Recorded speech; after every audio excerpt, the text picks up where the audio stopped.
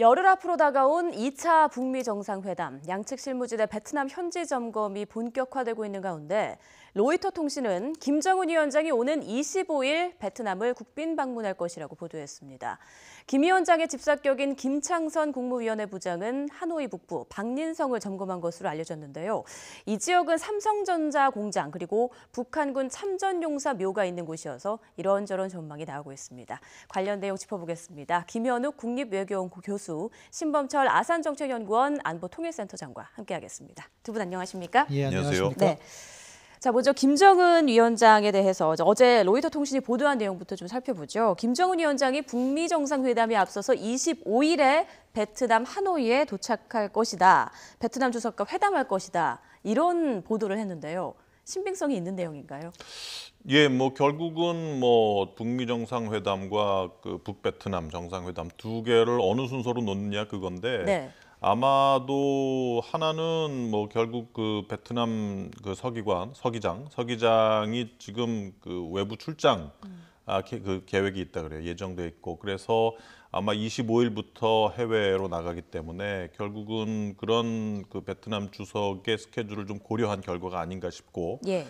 그럼에도 불구하고 아마 트럼프 대통령 입장에서는 북미 정상회담 이전에 베트남에 와서 김정은 위원장이 베트남 주석과 정상회담을 하는 것이 결국은 자기가 좀 더 스팟라이트를 더 받아야 되는데 예. 김정은 위원장이 더 받는 거 아니냐 그런 불만이 있을 수는 있어요. 근데 네. 어쨌든 지금 상황을 보면 미국 입장에서 김정은 위원장의 어떤 배려를 상당히 많이 해주는 것 같은 분위기예요. 예. 그러니까 그 장소도 일단 다낭에서 하노이로 김정은 위원장의 뜻을 상당히 배려해줬고 예. 일자도 배려를 해줬고 이런 것은 결국은 아마 회담에서 뭔가 좀 그 비핵화 관련해서 좀 더 좀 선제적인 그런 결과를 좀 얻어내려는 그러한 미국의 배려가 상당히 있는 것 아닌가 이렇게 보여집니다. 네. 일각에서는 북미 정상회담 후에 베트남 국빈 방문이 이루어질 거란 얘기를 들었다 이런 얘기도 있거든요. 예, 당초 말씀하신 것처럼 김영욱 교수님 말씀하신 것처럼 베트남의 국가 주석이 그 하노이를 비우는 것이 기존에 예정되어 있던 일정이었기 때문에 당연히 그 뒤로 붙일 것이다 이렇게 예상을 네, 했는데 맞습니다. 아무래도 이 비중이 일정을 보니까 이웃 나라인 캄보디아와 라오스를 방문하는 거라고 들었는데 예. 그 정도 일정이라면 잠깐 양해를 구해서 충분히 미룰 수 있다. 어차피 아세안 국가들이고 아세안 국가들 간에는 서로 상호 교류가 자주 있기 때문에요. 예. 그런 측면에서 지금 하노이에서 개최되는 북미 정상회담은 어떻게 보면은 베트남 외교의 커다란 성과가 될 수 있는 부분이기 때문에 예. 당초 방문을 예정했던 나라들에게 양해를 구하고 아마 앞으로 붙일 수는 충분히 있다고 생각합니다. 예, 김정은 위원장의 25일 베트남 국빈 방문 충분히 가능성이 있는 얘기다라는 말씀이신데, 자 베트남 국빈 방문이 이때 이루어진다면 그 의미는 어디에서 찾을 수 있을까요? 글쎄요, 지금 보면은 김정은 위원장이 지금 주석직에 오른 다음에 국빈 방문한 곳이 한 군데도 없어요. 지금 이미 시진핑 주석하고 4번 정상회담을 했고 그것도 이제 국빈 방문이 한 번도 없었고 예. 그래서 이제 베트남이라는 곳은 결국 그 김정은 위원장 입장에서도 상징성이 상당히 큰 곳이죠. 지금 개혁개방의 모델로서 중국보다는 베트남이 더 적합한 거 아니겠어요? 예. 중국은 워낙에 크고 그 인구도 많기 때문에 내수 시장을 가지고도 충분히 수입과 수출 없이도 경제 개혁이 가능한데 베트남은 어쨌든 외자 유치라든지 이런 걸 통해서 경제 개혁을 해왔기 때문에 아마도 그러한 부분에서의 어떤 베트남이라는 그 어떤 경제 개혁 개방의 중요성, 도이머이라는 어떤 그 경제 개혁 개방을 북한이 상당 부분 모델링할 수 있다는 부분, 이런 부분에서도 상당히 중요한 국가고 또 할아버지가 2번이나 방문했었던 국가고 예. 그런 국가에서 국빈 방문한다는 것은 김정은 위원장으로서도 상당히 중요한 그러한 계기가 될 것이다. 본인 입장에서도 계속 정상국가 이미지를 강조를 해왔는데 예. 정상국가를 지향하는 국가의 지도자가 다른 국가 방문했을 때 국빈 방문 한 번도 없었다는 것도 상당히 좀 이상한 일 아니겠어요? 그래서 네. 아마 이번 방문을 통해서 김정은 위원장은 어떤 북한이라는 국가의 어떤 정상적인 외교 채널 이것을 상당히 강조하고 그러면서 국제사회에서 북한이 지금까지 계속 가져왔던 그런 오명, 잘못된 국가적 이미지 이런 것을 상당히 개선하려는 노력을 기울일 것이다 이렇게 봅니다. 로이터 통신에서 또 김 위원장이 하노이 인근 박린성 생산기지와 그리고 항구도시 하이퐁 등을 방문할 계획이다. 이런 보도도 함께 내놨더라고요. 이제 아무래도 예. 국빈 방문을 하면은 정상회담 말고도 다양한 의전적 행사를 갖게 되겠죠. 예. 그런데 그 말씀하신 박린성에는 북한군 그 베트남전 참전 용사들의 묘가 있다고 합니다. 그러니까 북한 입장에서는 당연히 기념 방문을 할 가능성이 높다고 보고요. 예.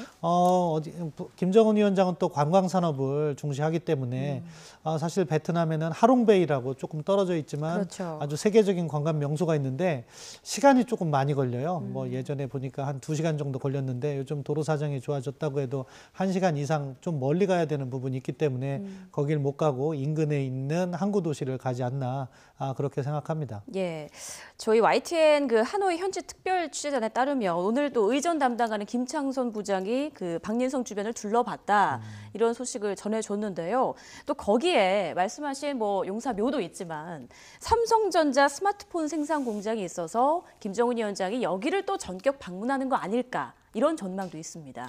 글쎄요, 이게 그 다른 나라도 아니고 한국 기업 유치 그 장소기 때문에 조금 껄끄러운 면이 있을 수 있을 것 같아요. 그런데 중요한 거는 지금 그 개혁 그 국제사회의 대북 제재가 면제든 완화든 상당 부분 좀 그 완화가 되면 가장 먼저 북한 입장에서 추진할 것은 결국은 남북한 간의 경제 협력이거든요. 개성공단 정상화라든지. 예.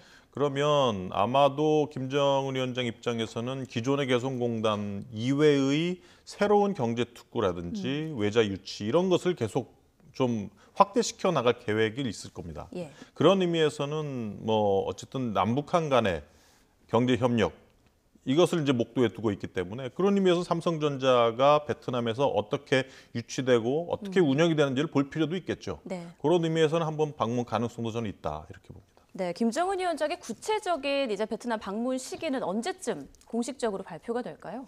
아무래도 김창선 실장 부장이 지금 그런 의전적인 것을 다 정리하고 있기 때문에 곧 발표되지 않을까 싶습니다. 네.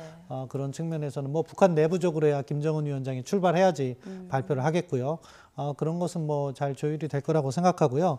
삼성전자 방문과 관련해서 한 가지 처음엔 김정은 위원장의 금년 신년사를 보면은 과학기술을 상당히 강조하고 있어요. 예. 그런데 베트남에 있는 가장 대표적인 그 첨단 과학 관련한 그 설비 시설이 삼성전자라는 거죠. 예. 그렇기 때문에 관심을 둘 가능성은 높다. 저는 그렇게 평가합니다. 네, 지금 김정은 위원장의 이동 수단은 알려진 게 있습니까? 뭐 여러 가지 설이 있더라고요. 예. 철도로 이렇게 가서 그러면 뭐 3박 4일, 4박 5일이 걸린다고 하는 이야기가 있고 작년 싱가포르 정상회담처럼 중국 비행기를 탈 것이냐 아니면 북한 1호기인 참매 1호를 탈 것이냐 뭐 여러 가지 설이 있는데 과정에서 지금 김창선 부장의 이동 경로를 보니까 중국 광저우를 갔단 말이죠. 그러니까 거기가 또 중국의 대표적인 경제 특구였고 상당히 경제가 발전한 지역이기 때문에 김정은 위원장도 만약에 참매 1호를 탔을 경우에 그 안전 항속거리나 이런 걸 고려한다면 중국에 한번 경유를 하고 거기서 중국의 발전상도 한번 보고 그다음에 하노이는 갈 수 있겠다 그런 생각도 하게 되었습니다. 예. 자, 이번에 국내외 언론에 포착된 그 북측 의전 실무팀 멤버들을 좀 몇 명 살펴보겠습니다. 먼저 김정은 위원장 집사로 알려져 있는 김창선 부장 어떤 인물인지 설명을 좀 해주시죠. 글쎄요, 뭐 김창선 부장은 뭐 계속해서 이제 그 경호를 책임지고 있었던 사람이고 미국 측의 이제 백악관 데니얼 월시하고도 계속해서 이제 맞춰왔던 사람이기 때문에. 아마도 이번에도 뭐 호텔도 계속 돌아보고 그리고 그 하노이 주변의 지역들 지금 말씀하신 박리성이라든지 이런 곳들을 계속 좀 살펴보는 것 같아요. 아마도 뭐 김창선 부장 이외에도 이번에 뭐 김철규 호위사령부 부사령관이라든지 박철 아태평화위 부위원장 아마 이런 분들도 같이 가서 뭐 경호가 상당히 중요하지 않습니까? 그렇습니다. 예를 들어서 지금 알려오는 것은 1차 북미 정상회담 때 북한에서 한 180여 명 대표단을 보냈는데 그중에 100명이 경호 담당이었다고 그래요. 그 정도로. 그러니까, 이제 김정은 위원장의 경호가 상당히 중요한 거. 거기에 거의 이제 몰입을 하는 분위기이기 때문에 아마 김창선 위원장의 그 어떤 역할이 상당히 중요하게 부각이 된다 이렇게 보여집니다. 김철규 호위사령부 부사령관 그리고 박철 아태평화위 부위원장 이 두 인물에 대해서도 좀 소개를 해주실까요? 예, 아무래도 김철규 호위사령부이기 때문에 김정은 위원장의 호위를 맡는 거죠. 경호를 맡고 아무래도 지난번에도 싱가포르 정상회담 때 전체 대표단이 180명이었는데 경호 연령만 100명이었다고 뭐 김현욱 교수님 방금 전 말씀하셨는데 북한에게 있어서는 정상회담이나 해외 방문에 있어서 가장 중요한 것이 김정은 위원장의 안전이다. 그렇기 때문에 가서 철저한 점검을 할 것으로 보고요. 박철과 같은 경우에는 사실 조금 묘해요. 지난달에 이번 달 초였나요? 김영철 부위원장이 워싱턴에 방문을 했을 때 그때 수행을 했단 말이죠. 그런데 뭐 뉴욕 대표부에 뭐 2010년부터 16년까지 6년을 근무했다고 하는데 정통 외교관은 아닌 것 같아요. 그렇다면 어디 소속일까? 조직 지도부라든가 또는 이렇게 감시를 하는 역할을 하는 것이 아닐까 그런 측면에서 뭐 박철의 역할이 직접 협상을 나가기보다는 측면으로 지원하는 그러한 역할을 하지 않나 그렇게 생각이 듭니다. 또 미국 측 실무진도 이제 도착해서 뭐 숙소 경호 등을 체크하고 있다고 하는데요. 뭐 앞서 1차 북미 정상회담 한 차례가 있었기 때문에 이 부분에서 협의는 순조롭지 않을까 싶은데요. 뭐 결국은 뭐 트럼프 대통령의 동선 그리고 숙소 이런 것들, 회담 장소 이런 것들이 이제 중요시하게 여겨지고 있는데 지금 트럼프 대통령의 숙소는 이제 JW 메리어트 호텔이 거의 유력해지고 그러면 그 회담 장소가 어디인가 결국은 이제 그게 문제죠. 그래서 뭐 일각에서는 뭐 JW 메리어트 호텔에 두 정상이 같이 묵을 수도 있다 이런 보도도 나오고 있고 그리고 JW 메리어트 호텔에서 같이 묵고 거기서 정상회담도 한다 이런 얘기도 나왔는데 실제 각 정상이 만나서 정상회담을 하는데 숙소를 같이 쓰고 거기에서 정상회담을 한다는 거는 뭐 두 정상이 상당히 껄끄러워요. 실무 협상을 하기에도 껄끄럽고 그렇기 때문에 아마 그건 좀 힘들지 않을까 싶고 글쎄요 뭔가 좀 지금 그 데니얼 월시 그 백악관 그 부비서실장이 아마 그 이러한 의전 문제에 대해서 총 책임을 지고 있는데 아마 그런 부분들 그러니까 이제 어느 지역에서 회담을 하고 그 거기에서 어느 정도 경호를 하고 아마 그런 부분들이 이제 가장 중점이 되겠죠. 경호 의존도 물론 중요하지만 의제에 관심이 더 쏠리고 있지 않습니까? 이제 김혁철 비건 대표도 이번 주 중에 만나지 않을까 싶은데 뭐 화요일에 도착할 것이다라는 얘기가 들리더라고요. 19일 날 뭐 이렇게 도착하는 예정이니까 20일부터 협상이 시작되지 않을까 조심스럽게 예상을 해봅니다. 아무튼 사실 의전도 중요하지만 지금 비핵화 협상이라는 정말 중차대한 문제를 안고 있기 때문에 이러한 실질적인 의제 협상이 잘 진행돼서 비핵화 평화체제 그리고 교류 협력이 활성화되기를 기대해 보는데요. 할 일이 좀 많아요. 사실은 뭐 지금까지 나오는 이야기를 종합해 보면 미국과 북측이 서로의 입장은 잘 이야기했는데 서로의 카드를 교환해 보지 않은 것 같아요. 그렇기 때문에 과연 북한이 생각하는 비핵화 조치를 어디까지 하고 거기에 대응하는 미국의 상응 조치를 얼마만큼 해줄 것인가 이게 쉬운 일이 아니기 때문에 하루빨리 조속히 만나서 그런 이야기를 보다 많이 함으로 해서 정상회담 이전에 그러한 조율이 잘 이루어졌으면 하는 기대를 해봅니다. 구체적으로 들어갔을 때 주요 관전 포인트 어떤 거라고 볼 수 있을까요?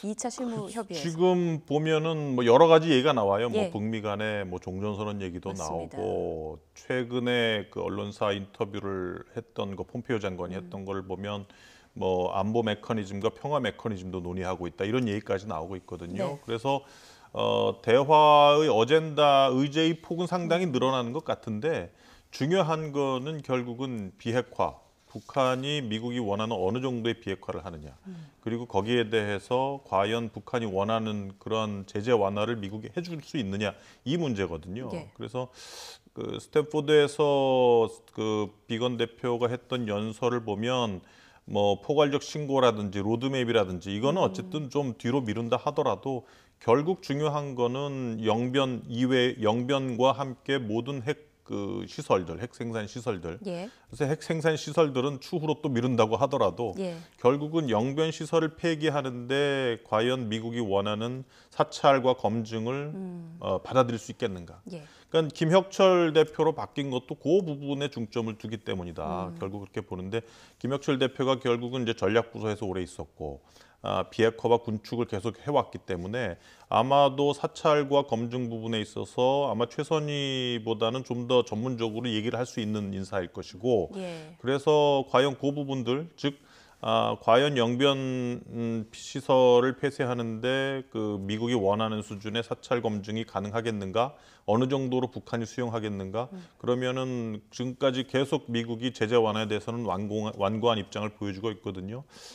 그럼에도 불구하고 어느 정도의 제재 완화가 가능하겠는가? 아마 이것이 결국은 이번 그 정상회담이 성공이냐 실패냐를 가늠하는 것 같습니다. 알겠습니다. 또 일각에선요, 비건 김혁철 라인이 뭐 종전 선언에 대해서 이미 합의를 봤다. 그리고 미국이 북측에 평화 선언을 제안했다. 이런 보도도 나오고 있는데 이게 아직 확인은 되지 않은 사실 아니겠습니까? 어떻게 예, 보십니까? 비건 대표의 말을 보면 아직 협상을 한 것은 아니다라니까 합의를 봤다고 보는 건 조금 무리 같고요. 예. 다만 비건 대표나 폼페이오 국무장관의 이야기를 유추해 보면 이번에 종전 선언의 형태를 미국이 제공할 수는 있다. 왜냐하면은 한국 정쟁을 종료시키겠다는 이야기를 많이 했습니다. 예. 그런 측면에서는 종전 선언이라든가 종전 선언과 유사한 형태의 합의가 이루어질 수 있다고 보고 물론 그것은 또 미국이 그만큼 북한의 비핵화 조치를 촉구하기 위함이기 때문에 그에 상응하는 북한의 비핵화 조치를 또 요구할 거라고 봅니다. 예.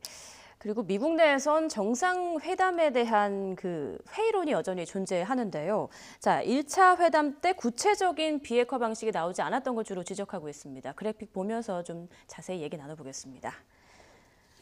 네, 지금 미 공화당이죠. 대선 주자였던 상원 외교위 소속 미트롬니 의원이 한 말입니다. 희망사항은 많지만 특별한 기대 없다. 북한이 수년간 자신들의 약속이 신뢰하기 어렵다는 것을 입증해 왔다라고 말을 했고요. 네, 다음 그래픽도 보시죠. 잭 리드 같은 경우에는 2차 정상회담에서 구체적인 결과 도출되기 어려울 것이다 라면서 좀 비관적인 그런 전망을 내놨습니다. 북한이 핵시설과 핵물질에 대해서 밝힌 게 없다라는 말을 했습니다. 자, 그리고 상원 외교위 민주당 간사 밥 메넨데즈는요. 회담 준비 과정이 미흡했다. 비핵화에 대한 정의 규정부터 이루어져야 한다. 예, 이렇게 쭉 보면 북한을 신뢰하지 않는다는 내용도 있고 비핵화에 대한 정의 규정부터 이루어져야 한다. 이런 지적도 있는 것 같습니다. 뭐 해야 될 일을 짚어 나가야 되기 때문에 예. 그러한 과정이라는 측면에서는 사실 과제가 많은 것은 사실입니다. 네. 그러한 문제점을 지적하는 거라고 보고요. 다른 한편으로는 주로 민주당 측에서 공세를 이렇게 고삐를 높이고 있습니다. 그렇죠. 그런 건 미국 국내 정치가 또 양극화되어 있기 때문에 어떻게 보면 트럼프 대통령 입장에서는 내가 지금 평화롭게 대화를 하고 있는데 사실 그 아젠다는 민주당의 아젠다였거든요. 예. 그런데 민주당에서 과도한 공격을 하고 있다 이렇게 이야기할 수 있는데요. 네. 아무튼 뭐 비핵화 협상이 우리 당초 기대와 달리는 조금 더 시간이 걸릴 것 같습니다. 그렇지만 그러한 시간이 걸리더라도 하나하나 짚을 걸 짚어가면서 진전을 이룬다면 결국 궁극적으로 북한 비핵화와 평화체제 수립에 다가갈 수 있는 거기 때문에 지금 협상 자체를 비난할 이유는 없다고 봐요. 예. 그래서 트럼프 대통령이 가서 한 단계라도 더 진전을 시킨다면 의미 있는 대화다. 그럼 그 한 단계가 무엇일까? 과거 육자회담에서 가보지 못한 단계를 나가야 되는 거죠. 예. 그럼 육자회담은 어디까지 나갔느냐? 영변 플루토늄 핵시설에 대한 신고와 검증 부분에서 막혀 있었어요. 그러니까 이번에는 그 검증 부분을 이렇게 넘어선다던가 또는 북한이 농축우라늄 시설을 끝내 감추고 있었는데 농축우라늄 시설을 포함해서 신고 검증을 한다면 더 큰 의의가 있겠죠. 예. 그러한 과거에 가보지 못한 길을 이번에 나갈 수 있다면 저는 아주 성과가 있다고 평가하고 싶습니다. 네, 미국 내 이런 회의론을 의식한 걸까요? 트럼프 대통령 이런 말 했습니다. 이번 북미 정상회담 성공할 것이다. 나는 속도에 서두를 것이 없다. 그리고 우리는 단지 실험을 원하지 않는다. 이건 어떻게 해석할 수 있을까요? 그러니까 이게 뭐 결국은 뭐 다 아는 거죠. 예. 그러니까 정상회담을 지금 일주일 남았는데 이제 서로 간에 입장차를 좁히겠다고 말한 것도 어떻게 보면은 그 말 자체도 결국 민주당이나 미국 내에서 회의론이 상당히 비등할 수 있는 그러한 그런 그 증거기 때문에 예. 박사님 신 박사님께서도 말씀을 하셨듯이 첫 번째 정상회담은 정상 간의 만남이라는 그 의미로서 상당 모든 게 다 덮여졌었어요. 예. CVID가 들어가지 않아도 역사적인 만남이다라는 걸로 다 의미가 부여됐었단 말이에요. 근데 2차 정상회담에서 또 이렇게 나온다? 말씀하신 것처럼 그 뭐 6자 회담에서는 불능화까지 그 협정문에 박았고 예. 그 신고, 검증 이 부분에 있어서 결국은 그 북한의 입장 차이가 있어서 결국은 끝났단 말이에요. 그러면 과연 우리가 2차 정상회담에서 아주 디테일한 그런 협정문을 만들어내야 되는데 적어도 저는 뭐 신고는 아니더라도 지금 미국이 원하는 검증 부분은 충분히 들어가야 된다고 보거든요. 예. 그래야 제가 보기에는 2차 정상회담에 대한 어떤 뭐 그 이후에 닥칠 수 있는 2차 회담 뭐 결국은 뭐냐 껍데기밖에 없는 뭐 리얼리티 쇼냐 척 슈머가 얘기했던 것처럼 그럼 그 다음에 올 수 있는 뭐 미국 내 어떤 그 후폭풍에 대해서도 뭐 트럼프 대통령도 걱정을 할 수밖에 없단 말이죠. 그래서 아마 지금 이런 얘기를 하는 거 뭐 테스트만 안 해도 된다 이런 얘기는 결국은 그런 것에 대한 우려 사항을 고려를 하고 이미 좀 그 약간 기대 수준을 낮춰보려는 그러한 정치적인 멘트다 이렇게 보여집니다. 네. 아무튼 두 분은 이번에는 구체적인 성과를 내야 한다. 적어도 앞선 합의보다는 조금 더 진전된 결과를 이끌어내야 한다라는 말씀해 주셨는데요. 자, 트럼프 대통령이 조금 다른 얘기긴 합니다만 아베 총리가 자신을 노벨 평화상에 추천했다라는 얘기도 함께 덧붙였습니다. 이것도 하나의 뭐 어떤 전략인가요? 아니 트럼프 대통령이 좀 사심이 낀 것 같아요. 예. 그러니까 이게 사실은 뭐 노벨 평화상 이야기가 나오는 건 너무 앞서가는 부분인데 사실 아무런 성과를 거둔 게 없지 않습니까? 그렇지만 트럼프 대통령은 작년 그러니까 중간 선거 유세 과정에서 미국 국민들의 그런 여론을 인지한 것 같아요. 그 당시에도 자기 지지층들이 노벨 하면서 트럼프 대통령을 지지하는 모습을 보였는데 예. 한반도에서의 전쟁을 종식시킨다면 자기도 충분히 그러한 역할을 할 수 있다. 이런 인식을 하고 있는 것 같고요. 그래서 뭐 일본 측을 설득한 것 같아요. 옆구리 쿡 찔른다고 하잖아요. 그래서 일본 정부가 트럼프 대통령을 노벨상 후보 추천위원회에 이름을 올려놓은 것 같고 트럼프 대통령은 그것을 바탕으로 해서 이번에 종전선언을 이루고 또 비핵화도 만약 진전을 시킬 수 있다면 충분히 노벨상을 탈 수 있다 그런 생각을 하는 것 같습니다. 예. 실질적으로 앞서 얘기한 것처럼 북한 핵시설에 대한 신고 검증 폐기를 이끌어낸다면 노벨상 탈 자격 충분히 있다고 보고요. 예. 그런 쪽으로 방향이 이루어지기를 희망해 봅니다. 센터장님께서 잠깐 언급해 주셨습니다만 일본 아사히 신문이 이와 관련해서 보도한 내용이 있습니다. 미국 측의 비공식 요청으로 아베가 트럼프 대통령을 노벨 평화상 후보로 추천을 했다. 이렇게 보도를 한 그 배경 의도 좀 읽을 수 있을까요? 글쎄요, 뭐 아사히 신문 입장에서도 글쎄 지금 뭐 일본 내에서도 결국은 뭐 예. 트럼프 띄우기를 자꾸 하고 있는데 트럼프 대통령이 뭐 본인 뭐 일본 측에서 이렇게 자기를 노벨 평화상 후보로 지정을 했다 이렇게 얘기를 하지만 뭐 언론 입장에서는 솔직히 좀 그 트럼프 대통령의 이러한 그 자기 띄우기 네. 어떤 국내 정치적으로 뭐 어떤 정치적인 멘트에 대해서 뭐 모든 게 다 이렇게 수용 가능한 건 아니지 않겠어요. 그래서 사실은 이렇다 얘기를 하면서 좀 트럼프 대통령에 대한 뭐랄까요 좀 진실을 밝히려는 그러한 의도도 좀 있다 이렇게 보여지네요. 예. 자, 마지막으로 지금 북한 내의 분위기는 어떤지 좀 살펴보겠습니다. 북한 노동신문이요. 김정은 위원장의 비핵화 결단을 높이 평가했는데 고르디우스라는 표현을 사용했습니다. 그래픽 함께 보시죠. 네, 김정은 위원장이 조선반도의 비핵화라는 예상 밖의 파격적인 결단으로 세상을 놀라게 했다. 이 결단은 고르디우스의 매듭이다라는 말을 했습니다. 고르디우스라는 표현, 어떤 걸 뜻하는 건가요? 그러니까 이게 그리스의 이야기죠. 예. 알렉산더 대왕 당시 이야기인데 아무도 풀지 못하는 매듭이 있어서 여러 사람들이 이거를 어떻게 풀겠다고 이야기를 했는데 못 풀었대요. 근데 알렉산더 대왕이 와서 단칼에 딱 잘라버리니까 풀리는 거죠. 예. 그런 것처럼 발상의 전환으로 어려운 문제를 푼다 하는 것을 상징할 때 고르디우스의 매듭을 풀었다 이런 이야기를 하는데 북한 매체로서 뭐 김정은 위원장의 지도력으로 인해서 지금 이러한 대화가 조성되고 있고 정상회담을 앞두고 있다. 그 점을 강조하기 위해서 고르디우스 매듭을 인용한 것 같습니다. 네, 회담을 앞두고 이렇게 비핵화 의지를 재강조한 게 과연 무엇을 어떻게 하겠다는 건지 어떤 의도가 있는 걸까요? 결국은 뭐 북한 내부 그리고 대외적 이 두 가지 목적이 있다고 보는데 북한 내부에서도 어쨌든 김정은 위원장이 계속해서 비핵화에 대한 얘기를 하는 것에 대해서 아마 보수적인 인사들, 보수층, 북한 내부의 어떤 군부층은 불만이 있을 거예요. 군부들을 달래기 위해서 뭐 경제 건설에 군부가 앞장서라 뭐 이런 정책도 내놓고 있지만 군부 입장에서는 좀 탐탁지 않은 건 사실이겠죠. 예. 그렇기 때문에 지금 김정은 위원장이 비핵화라는 것 이것은 고르디우스의 매듭이다. 상당히 대단한 결단이고 예상 밖의 결단이고 모든 문제를 풀어줄 수 있는 기발한 거다라는 거는 얘기를 하면서 결국은 이거는 그 보수 측 뭐 군부 세력들이나 이런 층들이 우려하는 수준의 것이 아니라 모든 것들을 다 바꿔줄 수 있는 이러한 뭐 묘수다, 신의 한 수다 이런 걸 강조하기 위한 어떤 국내 여론 잠재우기 뭐 이런 성격도 있다고 보여지고 예. 또 하나는 뭐 김정은 위원장이 비핵화 하겠다는데 왜 못 믿냐? 할 테니까 제발 이제 미국 너네가 먼저 움직여라. 정상회담을 앞두고 좀 미국에 대한 압박용이라고도 봐야 되겠죠. 거기에 한 가지만 덧붙이면 이게 예. 조선반도 비핵화라는 거죠. 그러니까 북한이 손해보는 그런 거래가 아니라는 것도 깔려 있다고 봅니다. 네, 알겠습니다. 여기까지 듣겠습니다. 지금까지 김현욱 국립외교원 교수, 신범철 아산정책연구원 안보통일센터장과 함께 북미 정상회담 관련한 내용 살펴봤습니다. 두 분 고맙습니다.